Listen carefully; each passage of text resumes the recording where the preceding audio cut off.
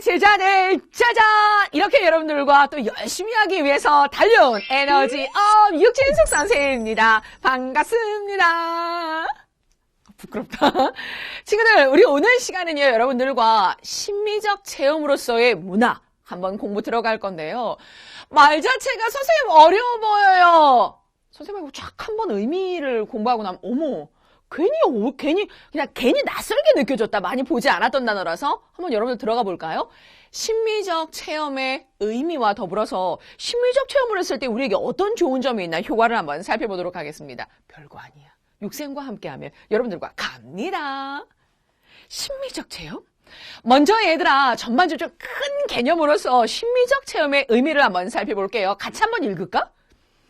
삶의 다양한 체험을 통해서 어떤 대상이나 구체적인 상황에서요, 감동과 깨달음을 얻으며 아름다움을 느끼는 것이다. 읽었는데도 나 지금 이런 거 한번 예를 들어볼게. 아래 얘도 있어. 근데 내가 하나 더 생각해 볼게. 실제야. 선생님이 운전하는 가다가 갑자기 이제 폐유지를 줍던 할머니께서 넘어지셔서 모든 게 다 와장창 쏟아진 거야. 나도 진짜 심리적으로는 내려가서 담아드리고 싶었으나 뒤에서 빵빵거리기 때문에 도로에서 내릴 수는 없었어요. 근데 지나가던 남녀 커플의 대학생으로 보입니다. 왜냐면 요 패딩에 막 대학도 써있고 막 이러잖아. 그 할머니의 짐을 하나하나 옮겨 이렇게 다 올려준 다음에 옆에서 이렇게 밀어주는 모습을 보니까 나 너무나 감동적인 거야. 저 이걸 가지고 뭔가 문학작품으로 표현하고 싶다는 생각도 좀 많이 했거든요. 이렇게 우리가 삶 속에서 다양한 체험과 경험을 합니다. 그러니까 어떤 대상이 있습니다. 저는 아까 구체적인 상황을 말씀을 드렸습니다. 그 상황 속에서 어떤 감동과 깨달음을 얻었어요. 그러면서 너무 아름다운 장면이야. 이것 자체가 심미적인 체험이 될 거예요. 괜찮지? 아래 가서 이것도 한번 볼게요. 여름에는 이 매미 때문에 너무 화가 날 때도 있었지만 어느 때 또 한편으로 보면요. 매미의 그 울음소리가 너무나 열정적으로 느껴지지 않냐? 라고 얘기합니다. 그랬더니 너무 여학생이 남성 같아. 그랬더니 남학생이 맞아. 매미의 열정적인 모습이 정말 아름다워. 얘네 바뀌어야 되는 부분 아닙니까? 매미의 열정적인 모습이 정말 아름다워. 요 하나의 그 경험, 하나의 구체적인 상황 속에서 어때요? 요거 보면서 굉장히 아름다움을 느끼고 있는 모습. 이게 바로 심미적 체험이라고 하는 거야. 어땠어? 좋습니다. 넘어가겠습니다. 이제 좀 국한시켜서요. 우리가 문학을 통해서 심미적 체험을 한번 의미 살펴보도록 할게요. 문학을 통한 심미적 체험은 바로 뭘까? 아까 선생님이 그 상황을 보고 난 다음에 이 감동과 깨달음을 하나의 문학으로 표현하고 싶었다고 했잖아. 그거예요. 문학이라고 하는 것은요, 인간과 세계의 어떤 진실에 대한 심미적인, 아까 선생님 심미적인 그 인식이 형성화된 언어 예술이다. 저 쉽게 갈게요. 내가 그 겪었던 감동과 깨달음을 언어로서 표현한 예술이 바로 문학이라고 하는 거야. 알겠어요? 다시 한번 여러분들이 읽어봐 주시고요. 우리가 이러한 문학을 통해서 작가와 독자는 심미적인 체험을 경험할 수 있습니다. 이건 또 뭔 말일까?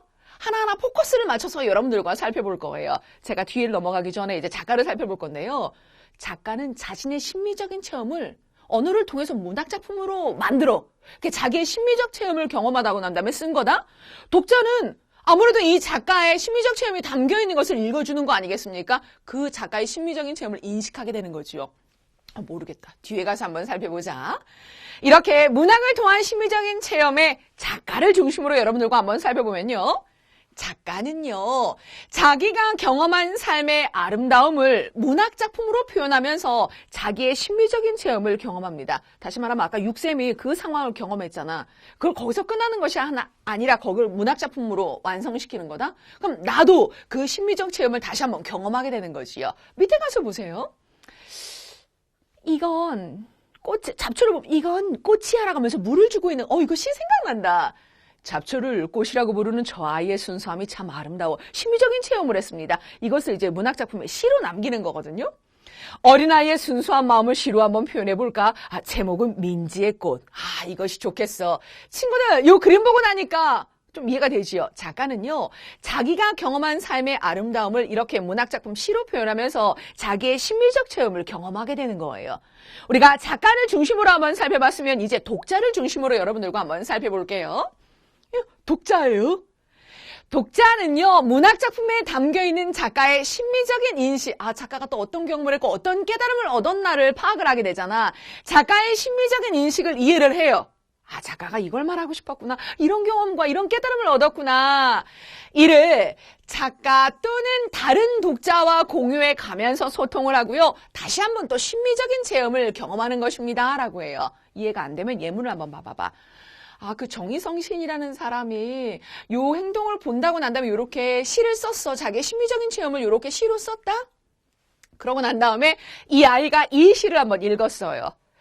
아, 저거 얘들아 그냥 우리 친구들이 각자 한번 읽고 이 시에서 작가는 잡초를 꽃이라고 부르는 민지의 모습을 통해 순수한 마음을 강조하고 싶었구나 라고 하면서 어떻습니까? 작가의 심미적인 인식을 이해를 하면서 자기가 이렇게 어떤 느낌 말을 이제 다른 독자라든가 또는 작가 이렇게 한번 소통하면서 심미적인 체험을 경험하는 것이 바로 독자를 중심으로 한 심미적인 체험이에요. 됐어요. 여기까지 여러분들과 의미를 한번 살펴보았으면요. 이제 무엇을 할 거냐면요. 이런 심미적인 체험을 했을 때의 효과를 여러분들과 살펴보겠습니다. 그러니까 이렇게 생각하시면 돼요.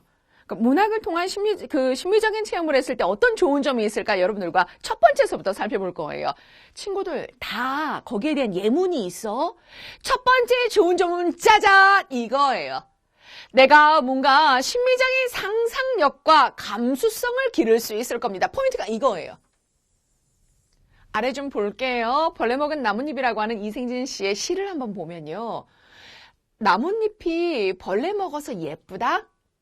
상처가 나서 예쁘다는 건 잘못인 줄 안다? 그러나 남을 먹여가며 살았다는 흔적은 별처럼 아름답다? 벌레 먹은 나뭇잎이 뭐가 예쁘겠어요. 그런데요, 이 화자는 그것이 너무나 아름답다라고 했습니다. 야, 나뭇잎을 사람처럼 표현하더니 작가의 상상력이 너무나 재밌다. 어떤 상상력에 대한 거. 이어서 오른쪽에 가서 한번 보니까 벌레 먹은 나뭇잎이 희생하는 모습을 보니까 내 마음까지 따뜻해지는 것 같아. 어때요, 여러분? 감수성. 여기 나왔지요? 감수성을 한번 기를 수 있다라고 하는 거. 요 모습을 한번 살펴보니까 심미적인 체험을 통해서 이렇게 상상력과 딱 이어서 감수성을 한번 길러볼 수 있다라고 하는 게 나와 있네요. 정리 한번 쫙 하셔야 되지요. 같이 읽자.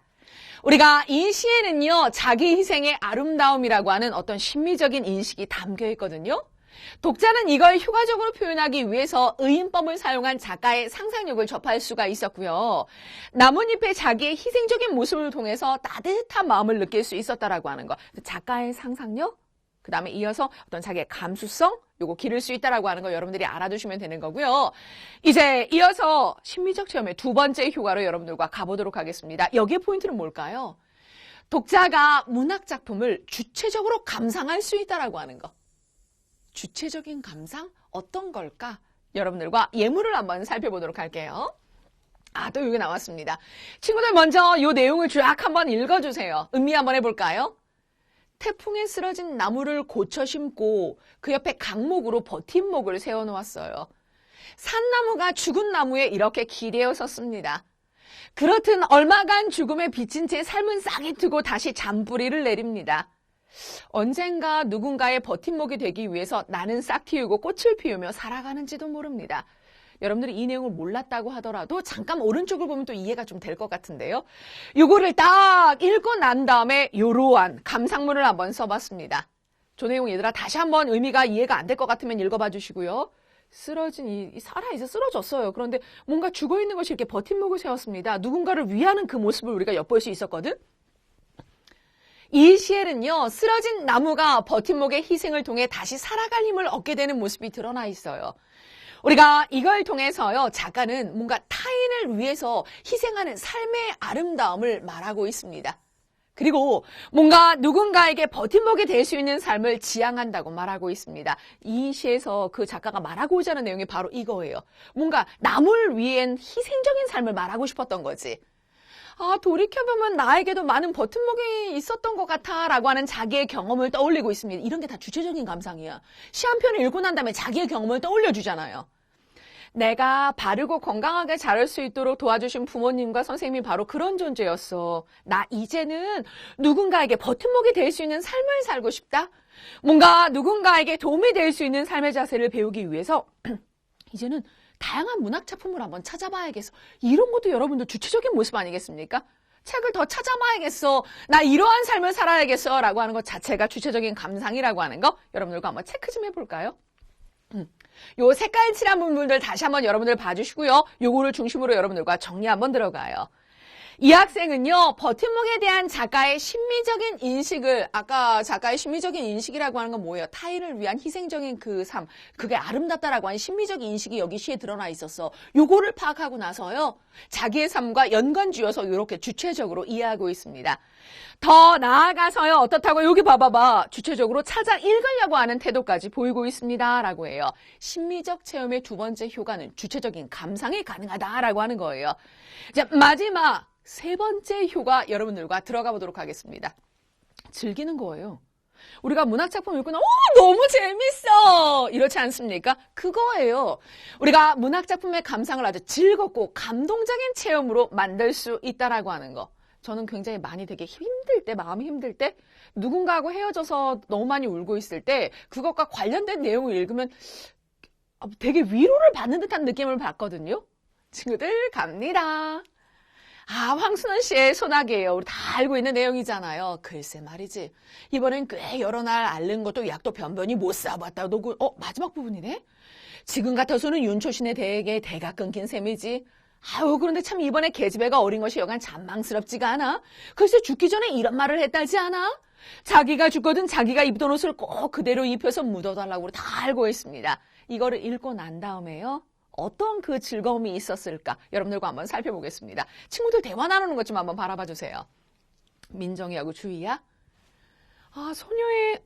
소녀의 유언 속에는 이 남자아기의 추억을 소중하게 간직하고 싶어 했던 소녀의 마음이 담겨 있잖아. 정말 애틋한 것 같아. 읽고 난 다음에 자기의 감정을 얘기했어요. 맞아. 그런데 그 유언을 마지막으로 소설이 끝나서 난 더 슬프게 느껴졌다. 굉장히 여운이 남겨지잖아요. 나도 그렇게 느꼈어. 너와 함께 문화작품에 대해서 이렇게 이야기를 나누니까 정말 재미있다? 나도 그래. 얘네는 뭔가 딱딱 맞는 것 같아요. 이 작품을 시나리오로 재구성한 작품에서는 결말이 다르다는 이야기를 들었는데 함께 읽고 우리 또 이야기를 나눠볼까? 좋아. 두 결말이 어떻게 다른가 우리 비교하면서 한번 보면 재밌겠어 라고 했습니다. 어때요? 그 한 권의 책을 같이 읽고 나서 서로 이렇게 소통하고 공유하는 모습을 여러분들 함께 할 수 있는데요. 이렇게 문학작품을 통해서 어떤 즐거움을 얻을 수 있다라고 하는 거지요. 그러니까 심리적인 체험을 함으로써의 어떤 효과예요. 여러분들과 한번 정리 들어가 볼게요. 같이 읽을까?